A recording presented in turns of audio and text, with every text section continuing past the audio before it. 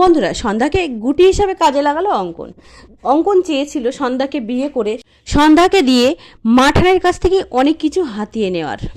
তাই যখন অঙ্কন বিয়ের পরে সেই মিলের দলিলটা হাতে পেল, সে আর এক মুহূর্ত দেরি না করে তাড়াতাড়ি সে বাড়ি ফিরল তার মায়ের কাছে। অন্যদিকে দেখা যায় মাঠান তারার জন্য এবং অঙ্কনের জন্য গাড়ি পাঠিয়ে দেয় তাদের বাড়ি পৌঁছানোর জন্য। কিন্তু অঙ্কন এই সুযোগটাও কাজে লাগায়। সে তারাকে বলে, তুমি ফোন করে মাঠানকে বলে দাও এই গাড়ি আর ফিরবে না, এই গাড়িটা তোমার প্রয়োজন। কিন্তু সে তো এসব কিছু চায় না, সে মাঠানকে অসম্মান করতেও চায় না। তাই সে প্রতিবাদ করে, অঙ্কনকে বলে যে আমি এগুলো করতে পারবো না। অঙ্কন তখন তারাকে বলে, তোমাকে এগুলো করতে হবেই তারা, কারণ তোমার পেটে মাঠানের বংশধর বেড়ে উঠছে, তাই তুমি চাইলে মাঠান না করতে পারবেন না।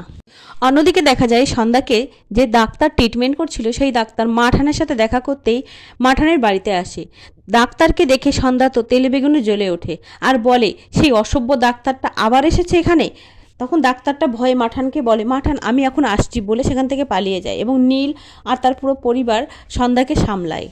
তারপর দেখা যায় সন্ধ্যাকে শান্ত করে ঘরে নিয়ে যাওয়া হয় এবং নীল বলে, আপনি এখানে বসুন, আমি আপনার ওষুধটা দিচ্ছি।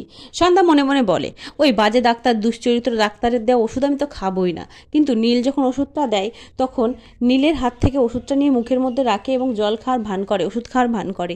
কিন্তু নীল যখনই সে বলে আমি রান্না করতে যাচ্ছি আপনার জন্য শিঙি মাছের ঝোল, ঠিক তখনই সন্ধ্যা তার মুখের থেকে ওষুধটা বের করে ফেলে দেয়। অন্যদিকে দেখা যায় তারার বর অঙ্কন এবং তার শাশুড়ি খুব চাপ দিতে থাকে আর বলে, তুমি এই গাড়িটা আমার জন্য রেখে দেবে, মাঠানকে এখনই ফোন করবে আর বলবে এই গাড়িটা আর ফেরত যাবে না। তারা বাধ্য হয়ে ফোনটা তো মাঠানকে করে, কিন্তু বলতে পারে না এই কথাগুলো। তখন মাঠানকে তারা বলে, আপনি চিন্তা করবেন না মাঠান, আমি ভালো আছি আর এই গাড়িটা আমি খুব তাড়াতাড়ি ফেরত পাঠাবো।